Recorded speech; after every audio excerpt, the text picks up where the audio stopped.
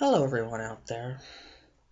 This video, before I even announce what this video is going to be about, I just want to thank each and every one of you for all of your wonderful comments and sharing, continuing to share with me um, your stories through email and private messaging, and as well, I enjoy all the comments though. Just all more validation to me, and as well as much as my validation helps out with each and every one of you. I mean, I really, really greatly appreciate all your wonderful comments and sharing your stories with me. So it's so cool. It's so awesome. So I really want to thank each and every one of you out there. For those of you who are new to my channel, I welcome you with loving open arms. And if there's some of you that just happen to run into this channel and have not subscribed to my channel, please do so. You'll learn some very interesting things on this channel, as well as if you haven't, just like I said, if you just ran into this channel and all of a sudden, come across about narcissism, I have quite a lot of videos, and you can really watch and really learn what I've been through and read through all the comments and see everybody else's comments, and you can really learn and see that, honey, you're not alone. But anyway, this video is going to be about can victims of narcissistic abuse um, really can make a comeback in life? Can they really come back in life despite all the abuse, all the fucked up shit that's happened to them, and by narc parents trying to push them down, try to put them and keep them at a certain place? Well, I have two examples. One I mentioned a couple of videos back recently. Scott Bensack, like I said, awesome guy, very real. And like I said, he's made me even become more real about myself and look inside myself. Awesome guy. His channel is really, like I said, it's really worth checking out. And also, too, recently, I'm not going to mention the lady's name, but I know recently I came across an article about this lady. I think she's like 22, 23 years old. And she was really abused by her narcissistic parents. So, in her case, in her scenario, yeah, uh, her case is both of her parents are narcs. And it's has something to do with she was getting married recently, wedding invitation, and before I even read about the invitation, or maybe some of you might have read about the story, I think this is so cool. I mean, this is awesome. You know what? It's people like Scott Bensack and this person that I'm about to share, even though I'm not going to disclose names, but I described to you about what she's been through based on this article I've seen and based upon the wedding invitation that I'll share here in a moment. Um, those two people right there are prime examples and should be an inspiration to all of you. And I'm sure it's inspired me even more. It's even making a big comeback after, despite being abused by your narcissistic parents. But anyway, yeah, her narcissistic parents abused her for 16 years before she had ran away from home. Now that she's trying to bully their way back into her life, and and they haven't bothered to speak to her personally, but they're bullying her into getting an invitation to go to her wedding. And so this I like this. This is so cool how she made this invitation specially made for her narc parents. It's so cool. Um, and her post is now going viral, and it's drawn more than 200 comments with supporters deeming her everything from badass to my hero. So here's what the invitation says.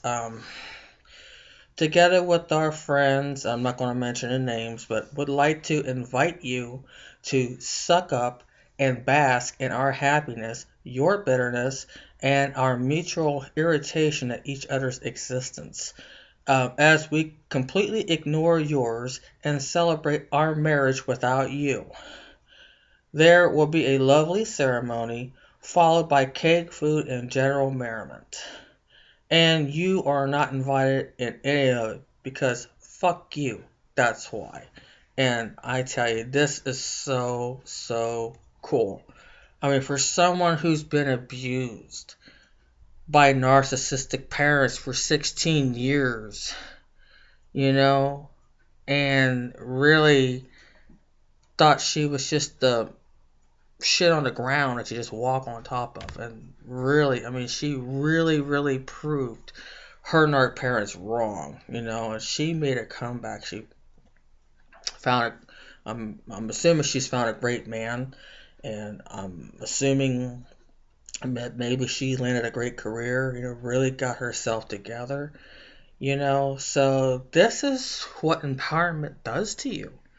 If done right, you work on yourself and you become stronger. You learn from everybody's experiences that's in the same boat as you are. You know, in the boat of having narcissistic parents or even just a narcissistic mother, enabling father, and you know, the typical scenario. You know, one of the typical scenarios, I should say. But it's just, you know, it just really, like when I read that article, I was like, wow, holy crap. I mean, that is a kick-ass comeback in life. I mean, despite all the odds, you know, this is how you get back with your narcs in your life. This is how you get back at them. You know, you get back at them. It's like, hey, I proved you wrong. You thought I was a piece of shit, never amount to nothing. You know, um, thought you could really, you know, push me down, keep me down, and make sure I don't move up in life. Well, wabam, wabam, right in your face. And I mean, it's just awesome. I mean, really, to really put these narcs in their freaking place where the hell they belong, you know, goes to show you how powerless they are, even though they act and seem like they're so powerful. Isn't that amazing? That is so, so amazing. And like I said, with Scott Bensack being real and all the messed up shit he's been with, I mean, God, and this guy, I mean, he is really, you know, he's really good. I mean, like I said, none of these people, I'm not saying they're gods or anything, but they're just such prime examples, you know, of really making a comeback in life. You know, it's like you use your narcissistic parents and siblings, you use all their put downs and you turn that into positive. You use their negativity to just drive you to where you want to be, you know, and that is just so awesome. I mean, it really, really, you know, it just blows me away. You know, it's like, wow, you know, I can do this. I can be the next person to come back in life. And you know what? So are you, my viewers out there. You guys can definitely make a comeback, you know. And I know my buddy Ollie Matthews out there, you know, which is one of the gentlemen has really inspired me to do my channel. Him along with Narcissism Survivor both had inspired me to do my channel, and I thank you guys profusely. I mean, you know, I'm very happy with my life, and you know, I got to thinking, you know, I mean, I've been really been through the ringer myself, not just with my own narcissistic mother and siblings and everything else, but I'm about to really share something with you out here, and I've kind of kept it kind of, you know, to myself, but I think it's now the time for me to really share this. And not only was I just a victim of a narcissistic mother, and now my enabling father, which, like I said, he's been dead for about 3 years now. 3 years, my enabling art father passed away, and like I said, I don't really think about him that much. Um, But what I'm about to share here, I mean, would really blow your mind also, and that is, um, I was really a victim of the very extremely corrupt workers' compensation system. And I'm not going to mention, obviously, I'm not going to mention um, my employer's name. I'm not going to really go into the depths of my case, but I can say I was a victim. Even like I said, I wanted to, be in the medical field. And I, really put my heart and soul into my job. And unfortunately, I had some very, very, uh, I would say, narcissistic managers. Very incompetent, I'd say. I mean, they really targeted me.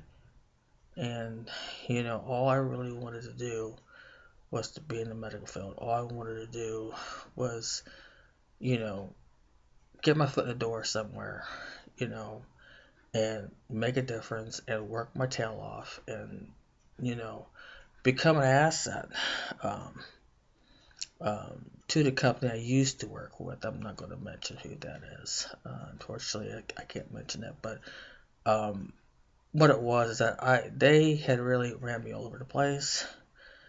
And, you know, unfortunately, I got injured. Um, you know, um, they really just ran me to death, with the type of management that I worked with. And, you know, I never filed a workers' comp claim in my life, ever. And, you know, um, I had, while I'm fighting my employer with the great lawyer that I have, which I say, very smart guy, learned a lot from him. Very good looking guy, too, may I say. But, I admired his brains more than I did his looks. But anyway, I learned a lot about the system from what I've read about, what I've researched and self-taught myself, as well as what I learned from my own lawyers and read his blog. I've learned quite a bit, and I was just a victim of being the injured worker. I mean, all I really wanted was my medical care. And I just wanted the right thing done. I mean, I wasn't out there to make a lot of money, by putting in a claim. No, I want what was right, And let's just say if I was a doctor and I got hurt somewhere, if I got hurt somewhere and I was a doctor, I wouldn't have to have a claim. I'll say that. But anyway, in the meantime, while I was fighting, going into hearings day in, day out, really, really fighting, to get the care I needed.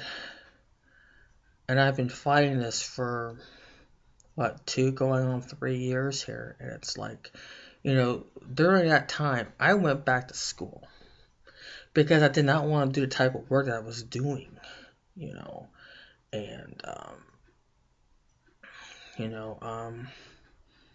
I could say, I was a housekeeper. I'll say that. And I just wanted to take any job that I wanted to, so I could just get my foot in the door. I wanted to be a nurse, and, like I said, I've really poured my whole heart and soul into school. I really did. And I'd have to say that, I learned a lot. Working in a hospital, like I say, I've worked a lot. I've worked a lot in the hospital, and I've watched doctors make their rounds and with other doctors and all the medical talk and talking about prognosis and like I said, I wanted to be a nurse, and I made excellent rapport with nurses on every floor I ever worked at this hospital I used to work for. And, you know, at the time I didn't understand, why nurses claimed that they were underpaid. Um, and then when I really, really saw what they do, and I've even learned from my own observations of what these doctors do and how they treat their nurses. I mean, they just throw all their mess on their nurses. It's like they clean up the doctor's mess and they do stuff that the doctor wants them to do on top of stuff that the nurses already have to do. In a 12 hours time, I mean, you're working 12-hour shifts, you know? Or do you have time to eat? I mean, you got med schedules for your patients, um, reports, you name it. You got all kinds of stuff to do in a 12-hour time, and I've seen it all from what I've observed. As a housekeeper, I have really observed, and it, got me to really appreciate what nurses really do, because you know what, though, with all the crap that the doctor really throws on them, makes me really, really appreciate nurses better now, because, and where I changed my mind about being a nurse was when I saw how the doctors treat them and throw all their mess stuff that they should be doing, but they throw it on the nurses on top of stuff on top of, like I said, stuff that nurses already have to do. I mean, how can you really give that heart to heart, compassionate care to your patients? And knowing myself, I got too much heart. I have a very nurturing um, demeanor in me. It's like, and all this that the doctors would throw at you as a nurse, it's like you, it forces a nurse to treat their patients like a number. It really does. And it's like, well, if this is nursing, I don't want no part of it because I have too much heart. I don't think I would take a doctor's crap in a heartbeat. I said, no, you do it your damn self. I don't want to give care to my patients. I said, let's just say I wouldn't have that job very long. But anyway, yeah, that's where my heart was. But I always knew I wanted to be in the medical field. Always wanted to be. And eventually, I mean, I love medical terminology, love anatomy, love physiology, love all that stuff. And eventually, I came into the field of medical billing and coding, which right now I am a certified medical biller. And unfortunately, I recently took my coding test, haven't passed it.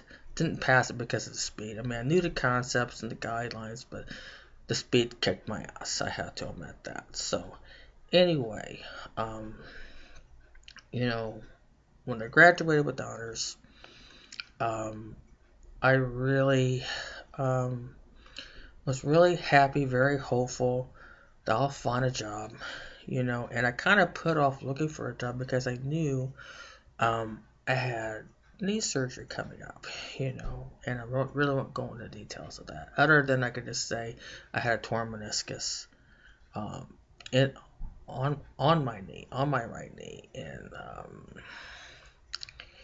you know, and since I have health insurance, that I can at least get my knee taken care of, and then all the other health issues I have, like the dental and then these heavy periods, which drove me literally insane, which I recently had taken care of. So taking care of all those things, and and now for the past, I'd say past maybe 3-4 months, when my knee doctor really said, okay, you're ready to go back. You got the green light to go back to work. Get back in the workforce. And ever since then, I've been applying for jobs. You know, um, and it's been practically my full-time job. Unfortunately, I've been applying all all the hospitals I could possibly think of. I could been even applying. You know, doctors' offices. Been like crazy. I mean, practically it's a full-time job, and I remember my instructor in college told me that that's going to be basically my full-time job is to find a job. And right now, I could say right now, I am extremely, extremely frustrated It's like, here I am, you know, been through the ringer in the workers' comp world,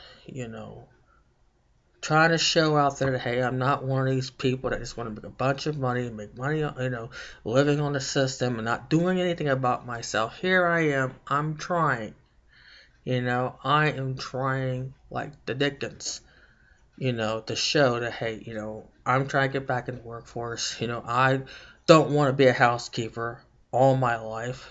I'm beyond housekeeping. I mean, come on. And what really kills me lately is I have been getting these stupid emails for job applications for housekeeper, but they call it environmental uh, services associate, which is a fancy word for housekeeper. And I keep getting these more than I do for the jobs that I went to school for, and it really irks the shit out of me. So I'm not giving up. I have a very strong hunch that there's something out there for me, and I know the good Lord will lead me to it. But for the time being, what really gives me a lot of hope, and what really really is very therapeutic for me, is my channel here on YouTube, and to help each and every one of you that's going through narcissistic abuse. It really, that's just my escape from all the bullshit out there and outside of me looking for work. Like I said, I've been getting interviews here and there, and I've handled myself great on interviews, not nervous, dress up, the whole typical shebang. You dress nice, dress professionally, makeup to, presentable, but clothes ironed and clean, and the whole shebang. You look professional, you got your resume, got your portfolio out there, and it kind of makes me wonder. I mean, with the stuff that I know, I can say right now, with me and the interviews that I have been going to, this sounds like these cheap bastards just really want to just pay me for nothing. Basically, give me slave wages. And here I am, like education at the yin yang. But then I look around and I see like some of these people. Well, it doesn't have to be medical field or not, but some of them out there don't have degree one and got a Beavis and Butthead mentality to themselves and don't know squat shit, not even got a degree to their name, and here they are making the buku bucks, which really is beyond comprehension. So, but yeah, right now I'm feeling pretty pissed. I'm very frustrated. It's a very, very frustrating. Here I am. I got a lot of life experience at 44 years old. I've gained a lot of life experiences. And you know, and I just come to the, and I'm not trying to be grandiose or trying to be snobbish, but you know what? I just don't think that there's not an employer out there that can really afford me, you know. And I don't mean it as a grandiose thing, because the thing about it, is I'm a very fast learner. In regards whether if I have experience or not, I can do just as good of a job as someone who has oodles of experience. I can, once the ropes are taught to me, and I tell you one thing, one of my very biggest strengths is I'm a very fast learner. So, I still got a lot of noodle left up in here, and, but I'm gonna tell you, it's rough, but I'm not gonna give up. So, either hopefully I find an employer who can really afford me, and like I said, I don't mean it as grandiose, but it's not too cheap to really invest in me, because I'm willing to get more education if the employer pays for it. I want to be a good asset. I want to be a wonderful asset. But it just sucks out there because you just can't find an employer that really can believe in you. But you know what? I believe in myself. Really do. And so, anyway, You know, this video, I'm just basically, I guess I'm taking a break from answering all the emails that I've been getting. But I don't appreciate them all. You know, really do. Truly, truly do. But this is where my head's at right now. As far as right now, I've been just wanting to land employment. But then, you know what, though? I go in the back of my head and say, well, maybe I'm better off working for myself. I don't know. I just put it in God's hands and just let Him lead me. That's all I can do. Even though I don't see what's going on, I believe the good Lord's working behind the scenes, and He'll reveal it to me when the time is right. So, but anyways, you know, I know I can make a comeback, and in really a lot of ways, I've made quite a bit of comeback. Because what you can do to a narc is just really prove them wrong.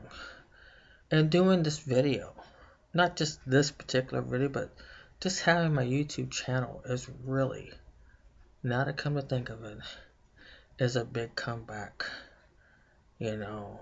And let me tell you something, and to some of my viewers out there that has really commented and really have told me that, you know, boy, it takes a lot of guts. Yes, it does. It's not a very easy thing to put yourself out here on YouTube. Not very easy at all. But, you know, if my channel helps, and if my experience helps many of you like it has, and anybody else who stumbles onto my channel, if it helps others and inspires others, it's well worth it to me. And that there, I've already made a comeback.